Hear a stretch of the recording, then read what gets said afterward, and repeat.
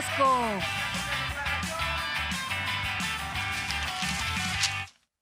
Bueno.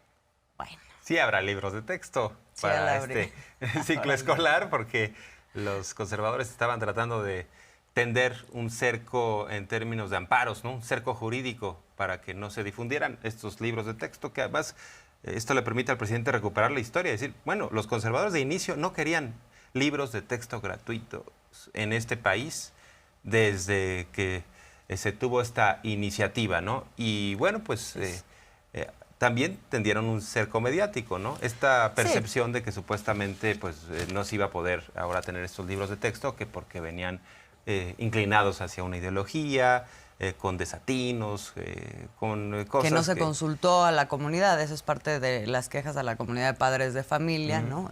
Estos grupos que están efectivamente no solamente con una campaña mediática, sino también un litigio, y el hecho es que el presidente da respuesta hoy a pues una noticia que traían en boca los reporteros esta mañana, que es que una juez dio un ultimátum para que en 24 horas se retiraran los libros, se hicieran las consultas pertinentes, etcétera. Y el presidente dice, no, los libros de texto se van a repartir, eso no hay ningún amparo que lo impida, y no hay ningún amparo que lo impida tampoco antes de que se presenten los programas escolares, y estos se van a presentar antes del inicio de clases. Es parte de lo que explica hoy el presidente. Libros de texto, como dices, va a haber, y también importante esta otra parte que dices, que como dice el presidente, se reedita, digamos, la historia de manera caricaturizada, pero una cosa muy similar a la que se vivió en esos años 60, en donde pues por primera vez se entregaron libros de texto bajo las mismas acusaciones y bajo una situación que es muy similar también en cuanto a los intereses que había detrás de estas acusaciones. Vamos a escuchar. Los libros van a llegar para el reinicio a clases el día 28 de agosto, que está iniciando. Van a estar ya los libros. No hay ningún juicio de amparo que impida el que se distribuyan los libros. Cuando se trata de estas cosas, pues siempre viene a la memoria lo que pasó en la época del presidente López Mateos, ¿no? Se repite la historia, aunque sea en versión caricaturesca. Antes los padres tenían que comprar los libros, y eran libros en función del pensamiento conservador de entonces, y había también el negocio de los que imprimían los libros. Entonces, cuando se decide de que se van a entregar los libros de manera gratuita, libros de texto, se genera un movimiento. Durante el viaje que hizo a León en enero de 1963, el presidente López Mateos, para inaugurar la ciudad deportiva del estado de Guanajuato, el presidente se vio asediado por niños que obedecían consignas, ostentaban en su cartel esta frase cínica: el texto único es una vergüenza para México. Lo que es una vergüenza para México, contestó el presidente, es que las fuerzas oscuras que no dan la cara se valgan de niños para decir un pensamiento que no tienen el valor de expresar. Bueno, lo importante entonces es que se tendrá ¿no? todos los, en este caso, las herramientas necesarias de educación para los niños y niñas de este país, y sigue avanzando el tema. El presidente López Obrador le preguntaron a propósito de lo que está pasando, el proceso interno de Morena y esta discusión sobre los espectaculares que hay en torno a alguno de los perfilados, o algunos. Dice López Obrador, no me pregunten de temas que son de índole electoral, no ven cómo están los del INE, los del tribunal, o sea, no ven que el niño es chillón y luego lo pellizcan. Entonces dice, por favor, o sea, traten de evitar este tipo de cuestionamientos, de lo contrario van a hacer que me sigan infraccionando, y no se mete, ¿no? En particular a este tipo de debates que están abiertos, que están vigentes, Y bueno, tiene ya otra sección el presidente, no lo digo yo, que esa es la que buscará de alguna manera perfilar ciertos temas. Ahora no lo dijo él ni nadie, ¿no? Exactamente.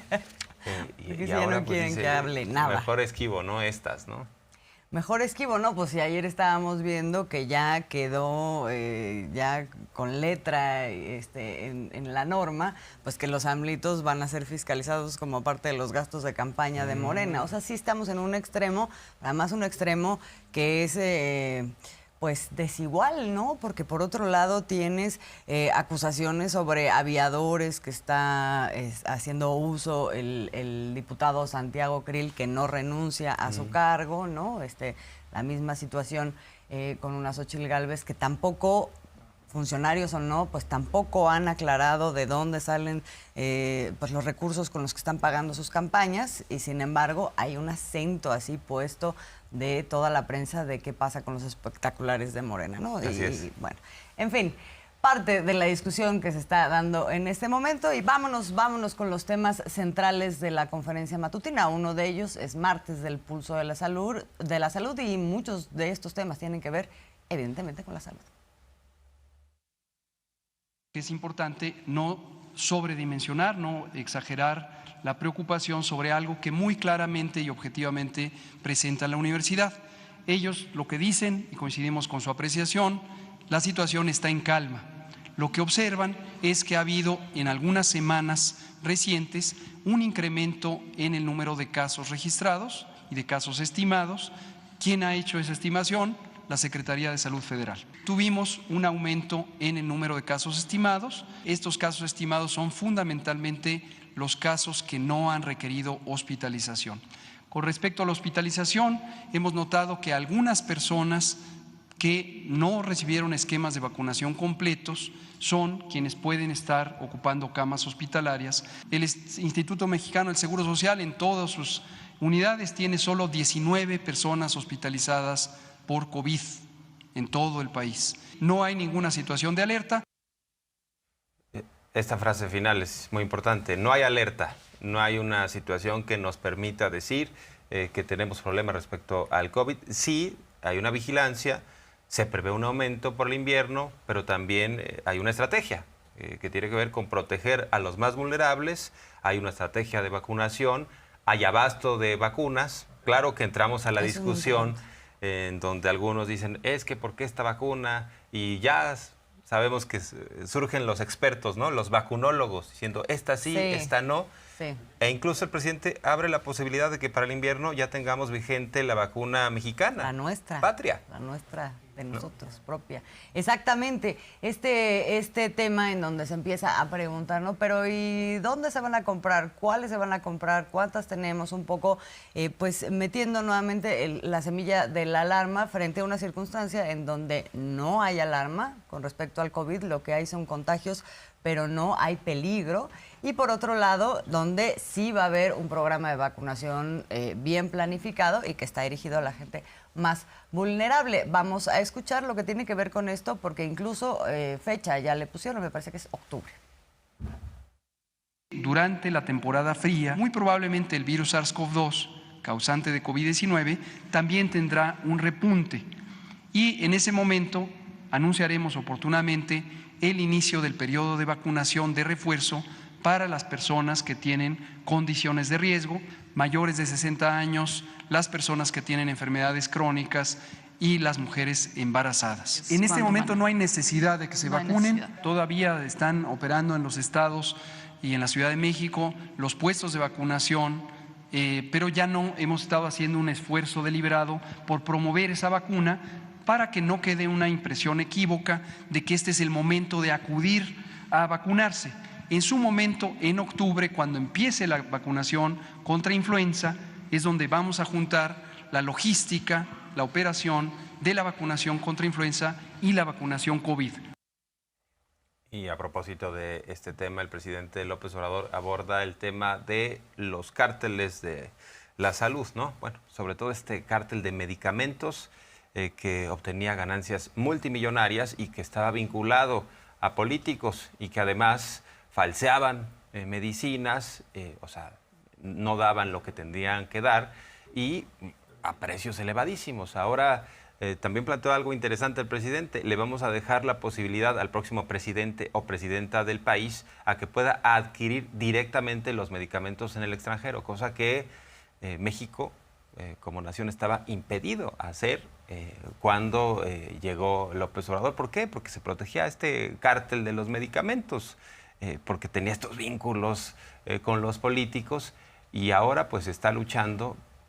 ¿Con qué vocación? Pues con la gente, ¿no? Con la vocación directa a que la gente tenga un mejor servicio de salud y tenga los medicamentos que debe de obtener en función de una receta, no en función de intereses, ¿no? De unos cuantos. Sí, de intereses que incluso hay ocasiones en los que se pone en peligro la salud, porque también ha habido casos, y con eso tienen que ver varias de las sanciones que han puesto a estas farmacéuticas, pues que hacen lo que les da la gana, no cumplen con ciertos requisitos en donde finalmente la más afectada pues termina siendo la población. Entonces hay controles y también desde el punto de vista del mercado para evitar estos monopolios y estas extorsiones por parte de las farmacéuticas.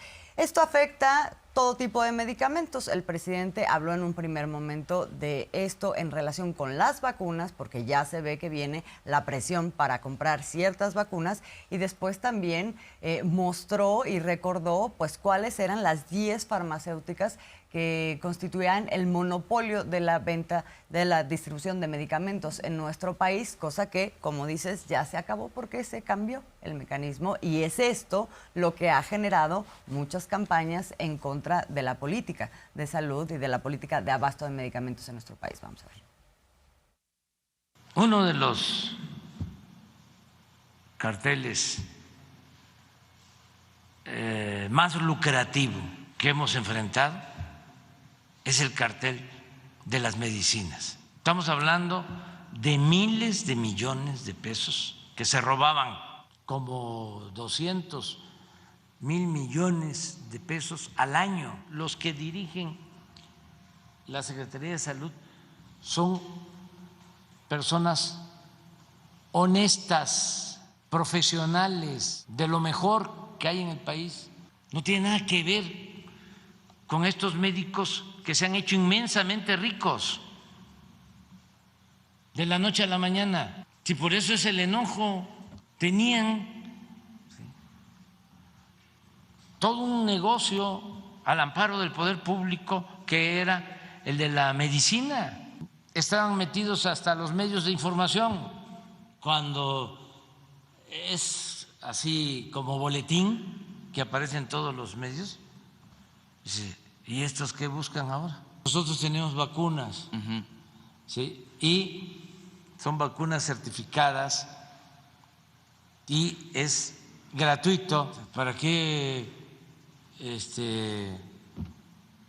se va a poner otra vacuna si tiene el mismo efecto? ¿De cuáles vacunas dispone actualmente el gobierno para iniciar esa campaña? De todas. O sea, hay de todas ahorita, de todas las vacunas, las marcas de todas disponibles. Las vacunas, de todas, ¿sí? Y si es la vacuna patria, pues mucho mejor. ¿Ya estará lista? Ya va a estar lista. Y tenemos la lista, ¿no?, de las distribuidoras. Ahí la que mostró el presidente esta mañana, llamadas, son 10. ¿no? Distribuidoras que, bueno, hay una que de plano se llevaba una muy buena tajada del pastel, que era, aquí tenemos a fármacos especializados, ¿no? El monto, 106.813 millones de pesos, el 35% del pastel, ¿eh? O sea, miles de millones de pesos estamos hablando. Sí, el 35% de 303,000 millones de pesos, que en conjunto son lo que facturaban estas farmacéuticas, ¿no? Que es de lo que habla el presidente, que ahora, bueno, pues ya moviéndose la política, comprándolos en el extranjero, ya tenemos, hay que recordar, un abasto en buena parte del país de más del 90% en los medicamentos. Y ahora hay un tema en particular al que se le ha dado vuelo, ¿no? Lo hemos visto en primeras planas y por parte de algunos comentaristas que tiene que ver con los medicamentos psiquiátricos. Hoy el secretario de Salud, Jorge Alcocer, hizo un reporte muy puntual de qué es lo que pasa con esos medicamentos en donde hubo sanciones de por medio y donde también hay otro tipo de factores que han afectado el abasto, por ejemplo, del litio, que no nada más es una situación que ocurre en nuestro país, sino a nivel mundial, pero también en qué estatus se encuentra ya la compra de esos medicamentos. Vamos a escuchar. Psicofarma, el laboratorio que tenía en sus manos la producción de un número importante de medicamentos de uso para enfermedades psiquiátricas, psicológicas, cayó en una irregularidad. Esta irregularidad lleva 8 meses de sus 2 laboratorios y alcanza hasta ahora condiciones mínimas para su fabricación de los medicamentos que tenía encargados. Se han impuesto, hay que decirlo, sanciones económicas a fin de levantar las medidas de suspensión. Hoy el abasto de los medicamentos para este uso de enfermedades psicológicas, psiquiátricas, es del 94% en todo el país. Algunos de estos medicamentos son litio, ha habido una escasez mundial y ya se tiene y se calcula que en la segunda quincena, está ahorita en evaluación, la compra de eso ya se hizo y la compra es adecuada para cubrir el desabasto. Y en una semana más, por ahí del 15 de agosto, ya podrá ponerse en uso. El flumazenil, morfina y tiopental sódico que se usan en actividades principalmente de anestesia y desde luego también influyen como medicamentos psiquiátricos. La amitriptilina, que es y la ketamina, en la segunda semana de agosto al país arribará apenas la ketamina, comprada también en el extranjero. Y en este otro caso que vamos a presentar a continuación, aplica lo de el que nada debe, nada teme, porque está siendo investigado un anestesiólogo, Gustavo Aguirre, quien recetó fentanilo. Hay que destacar que en efecto hay fentanilo de forma legal y de hecho lo utilizan mucho en los Estados Unidos. Pero el que se está combatiendo es el fentanilo que utilizan los narcotraficantes, ¿no? Para comprar precursores, para vender estas pastillas de forma ilegal. Y bueno, pues sabemos que tiene un efecto muy potente y que incluso genera muertes, más de 100,000 al año en los Estados Unidos.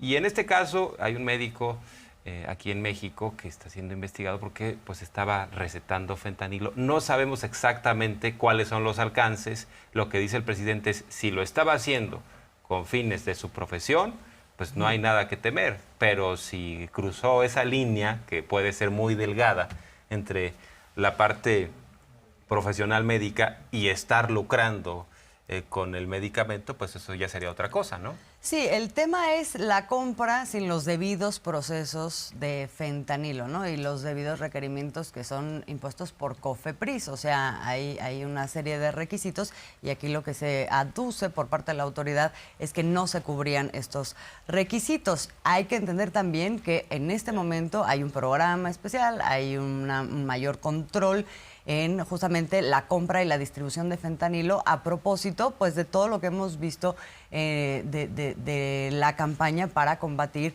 que se filtre, digamos, porque una de las ventanas de la venta ilegal de fentanilo pues es el uso médico, ¿no? De repente pues parecía que no habían los suficientes controles, ahora se está tomando estos controles y en medio de todo esto es que se da este caso que está en investigación y como dices, el presidente lo que plantea es el que nada debe, nada teme y si no se hizo nada irregular, entonces tampoco va a haber persecución, ese no es el objetivo.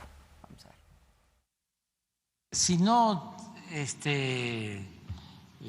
lo hizo con propósitos de distribuirlo de manera ilegal, está actuando para evitar la introducción de drogas y muchos, no sé si sea este caso, desde luego, además es un médico, según entiendo. Sí, pero no tiene por qué preocuparse en nada. O sea, nosotros no cometemos actos arbitrarios. O sea, no vamos a ir en contra de un médico que se dedica a anestesiar, ¿no? Con fentanilo. No, eso no es así. Está la manipulación, sí, de moda. O sea, si me dicen qué hacen los adversarios a la transformación, manipulan, contesto. No se dejen manipular, no se dejen manipular. Y tengan confianza, sí, y la autoridad prueba de que sí estaba haciendo uso indebido del fentanilo o de cualquier droga, entonces sí va a tener problemas. Que se haga la investigación y hay que esperarnos a ver qué va a suceder. Bueno, y hubo una pregunta directa al director del IMSS, Zoé Robledo, sobre el tema de los elevadores y esta empresa Citravem, que es la que estaba dando el servicio en Playa del Carmen, en este hospital del IMSS, en donde hubo una tragedia espantosa. Murió una pequeña porque no le pusieron la señalización a este elevador que estaba en mantenimiento, que estaba bajo reparación, y se retiró el personal de esta empresa. No dejaron nada de avisos y bueno, pues fue prensada esta niña, esta jovencita, y bueno, pues lamentablemente murió. Entonces lo que dice Zoé Robledo, hay una investigación profunda, la FGR sigue haciendo las pesquisas y no hay una protección. De hecho, se está revisando todo lo que tiene que ver con los contratos que habría recibido esta empresa desde antes, ¿no?, que estuvo trabajando en el Estado de México, y estaría, pues no sé si relacionada, pero de alguna manera orientada o ayudada por algún exdelegado del IMSS en el Estado de México que estuvo trabajando de 2013 a 2019 y que le habría dado el primer contrato a esta empresa, ¿no? Exacto, desde 2018 parece ser que fue contratada ahí en el Estado de México.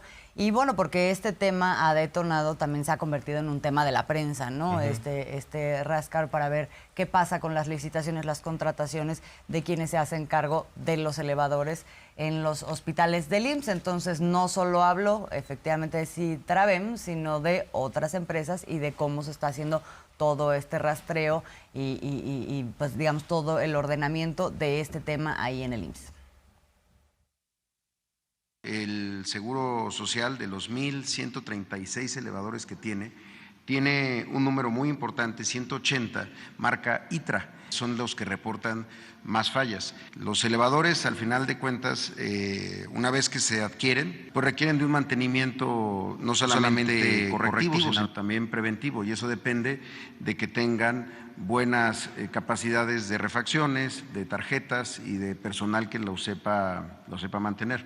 Respecto a este Citravem, el primer contrato se empezó a gestionar desde la pasada administración. Un ex delegado del Seguro Social que estuvo en su cargo desde el 2013 hasta inicios del 2019, hasta enero del 2019, y que es quien le da el primer contrato de mantenimiento a esta empresa llamada Citravem. Posteriormente hubo otros contratos por parte de delegaciones del IMSS. Lo que es más importante para nosotros es la denuncia penal que presentamos contra esta empresa. ¿Por qué una denuncia de esta naturaleza? Porque en la fecha del accidente se había reportado una falla de ese elevador en particular, había acudido personal técnico de esa empresa y pues no advirtió ni generó ninguna señalética para evitar el uso de ese elevador. Oye, y antes de irnos a otros temas, hace rato estabas adelantando el tema del presidente que le quisieron preguntar sobre el tema político y electoral y dijo, no, ya no me pregunten, pero ya no lo escuchamos porque yo me fui con otros temas. Vamos a escucharlo. Ya no quieren que yo hable nada. Ya no me estén preguntando ustedes de esas cosas, ¿eh? No lo digo yo, pero me la cargan a mí. Ya no, nada. De corrupción sí, aunque me cepillen.